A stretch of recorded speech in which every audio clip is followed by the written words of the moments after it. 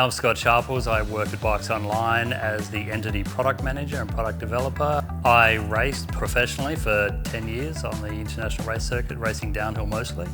I have done the occasional World Cup cross-country race as well. I then coached the Australian national DH team for 10 years as well. So I had 20 years of travelling the global mountain bike circuit and got to see a lot of good destinations and work with a lot of fantastic riders in that time. So the THOK, I've known of the THOK brand for a long time. I know Stefano Migliorini, the man behind the brand. He was racing World Cups at the same time I was, World Cup downhill. He's one of the Italian force to be reckoned with.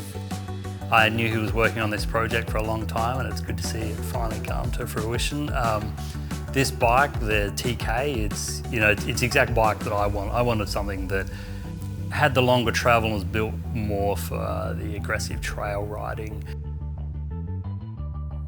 Traditionally, you would always think that long travel bikes were inefficient pedalers, but modern day suspension technology, we've eliminated most of those problems, but then add a motor to it and a big battery, some big tyres, and I mean, you don't know that you're pushing a big long travel bike around because the motor takes all of that out of it. The e-bike factor of it has eliminated all the negative elements of a long travel bike, and you just got all the pleasure of it, the geometry, the grippy tyres, the long suspension travel. I've actually ridden that bike to and from work quite a few times, and that's like a 26-kilometre ride on the road, and it doesn't know what terrain it's on. It just goes at 25k an hour, regardless. That's on the flats anyway. Initially when I thought about e-bikes, the initial reactions are, lazy, blah, blah, like typical reaction.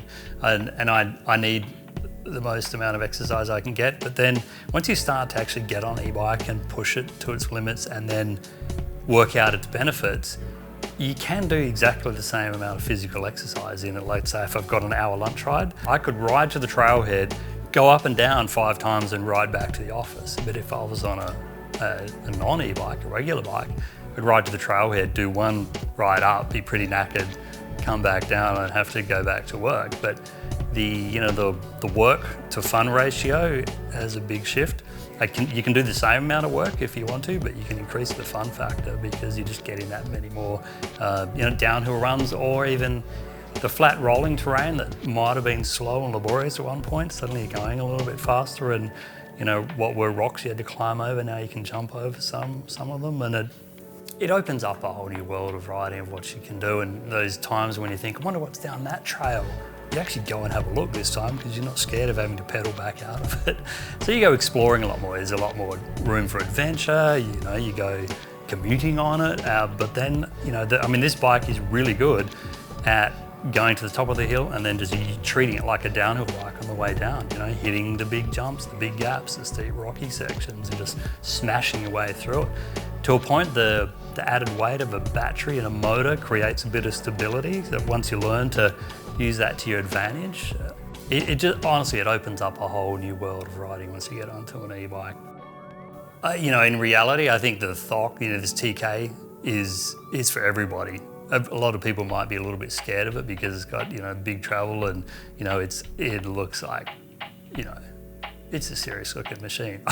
It'll especially appeal to those who really do look for that, the thrill of the good descents and the good jump sections and the fast corners and the rough terrain. That's where it really shines, but it's awesome everywhere else in between as well. Everybody will have fun riding this bike.